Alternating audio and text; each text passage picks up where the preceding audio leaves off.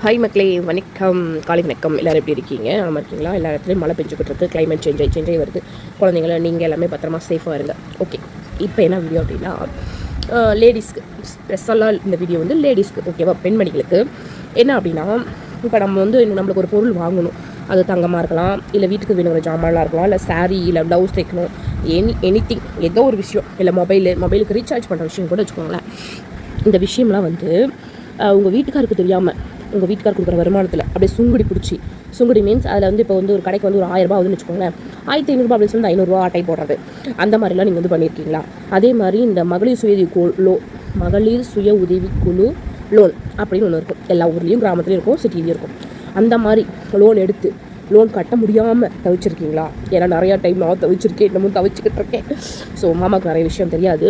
அவருக்கு சம்பாதிச்சு போகிறதோட சேர்ந்து சேமிப்பு தான் பண்ணுவேன். வீண் செலவில் எதுவும் பண்ண மாட்டேன். மிஞ்சி போனால் இந்த மாதிரி ஒரு அழுக்கு நைட்டி ஒரு 4 எடுப்பேன். அப்புறம் வந்து இந்த மாதிரி ஒரு பொட்டு, இது வந்து ரெகுலராக வாங்கி வைக்கிறது. அப்புறம் தலையில் பாருங்க அப்படி தான் இருக்கும். பாருங்க கொண்ட மேலே பூ, இது எங்கள் செடியில் பூத்த பூ நல்லாயிருக்கா, அடுக்கு மல்லி. ஸோ இவ்வளோ தான். மற்றபடி நான் காஸ்மெட்டிக்ஸும் அதிகம் யூஸ் பண்ண மாட்டேன். ஒன்றா அமௌண்ட்டு லோன் எடுத்து நிறைய அமௌண்ட் வந்துச்சுன்னா தங்க நகை வாங்குவேன். இல்லை அப்படின்னா இருக்கிற பொருளை ஏதாவது திருப்புவேன். இல்லை அப்படின்னா வேறு ஏதாவது அந்த மாதத்துக்கு இப்போ மாமா வந்து ஒரு வண்டிக்கு போகல, ஆனால் என் பட்ஜெட் என்கிட்ட காசு இருக்கும், எப்போ கேட்டாலும் என்கிட்ட காசு இருக்கும். நான் வந்து ஒரு கச்சானா மாதிரி மாமா வந்து யோசிப்பார், சொல்ல மாட்டார் எப்படி இந்த கரு வச்சுக்கிட்ட காசு இருக்குது அப்படின்னு. அந்த மாதிரி கையில் காசு வச்சுக்கிட்டே இருப்பேன். காசு எல்லாம் போட்டு பிச்சு பிடுங்கி, இதை இப்போ கூட பிச்சு பிடுங்கிட்டு இருக்கேன்.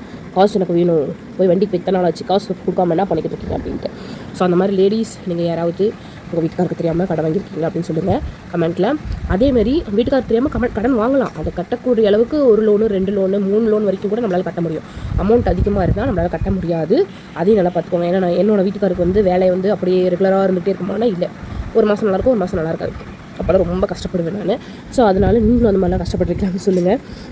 ஸோ நான் வந்து எடுப்பேன், அவருக்கு தெரியும். ஆனால் திட்டுவார், இதுக்கடி போய் இவ்வளோ வட்டிக்கு நீ எடுக்கிற அப்படின்ட்டு. ஆனால் நம்ம கடன் வாங்காமே வாழ முடியாதுங்க. கடன் வாங்கணும். கடன் வாங்கி இப்போ எனக்கு இப்போ வேறு ஒரு கடன் இருக்குது, இல்லை வேறு ஏதாவது ஒரு பொருள் வாங்கணும்னு வச்சுக்கோங்களேன். அந்த பொருளை வாங்கிட்டு அது இன்னும் மிச்ச காசு நான் படுத்துவேன். இப்போ ஒரு 50,000 லோன் எடுக்கணும்னு வச்சுக்கோங்களேன், மாதம் ஆனால் ஒரு 2000 ரூபா கட்டணும். அதுக்கு வட்டி பார்த்திங்கன்னா மினிமம் வந்து மாதம் 500 ரூபா வட்டி, சரிங்களா?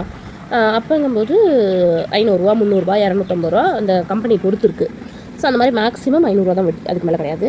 இது நான் ஏன் சொல்கிறேன் அப்படின்னா, பஜாஜ் ஃபினான்ஸில் எடுத்து எங்கள் வீட்டுக்காரர் 3 மாதம் டியூவும் கட்டி, அவங்க கொடுத்த அமௌண்ட்டு 1/10 1 தான் கொடுத்தாங்க, 99% தான் கொடுத்தாங்க.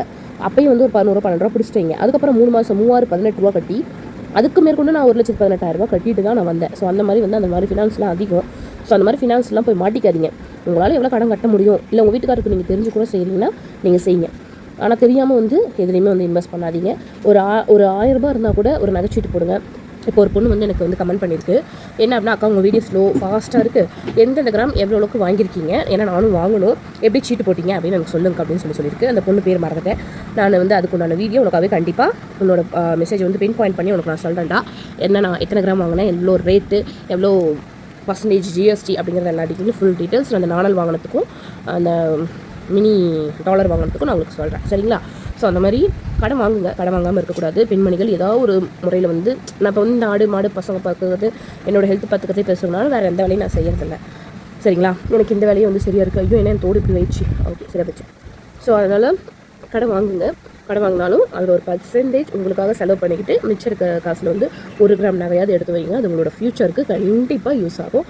ஸோ அதனால் நான் சொல்கிற டிப்ஸை ஃபாலோ பண்ணி வீண் செலவு, இந்த ப்ளவுஸ்லாம் 2000 3000 அதெல்லாம் நமக்கு யூஸ் ஆகுது. ஒன்ஸ் யூஸ் பண்ணிட்டோம்னா அடுத்த முறை அது நல்லா இருக்காது. ஸோ அதனால் நீங்கள் இருங்க, நல்லா லுக்காக கிராண்டாக போகணும் அப்படிங்கிறதுனா ஓகே தான். அது எல்லா டைமும் மெயின்டைன் பண்ண முடியாது. அதனால் முடிஞ்ச அளவுக்கு தங்கத்தில் இன்வெஸ்ட் பண்ணுங்கள். அது உங்களுக்கு நாளைக்கு பிற்காலத்தில் ரொம்பவே கை கொடுக்கும், சரிங்களா? ஸோ அதனால் இந்த வீடியோ பற்றி தான். இந்த வீடியோ உங்களுக்கு பிடிச்சிருக்குன்னு நினைக்கிறேன். பிடிச்சிருந்தா மறக்காமல் நம்மளோட சேனலை சப்ஸ்கிரைப் பண்ணி கமெண்ட் பண்ணி சப்போர்ட் பண்ணுங்கள் மக்களே, ஓகேங்களா? பாய்.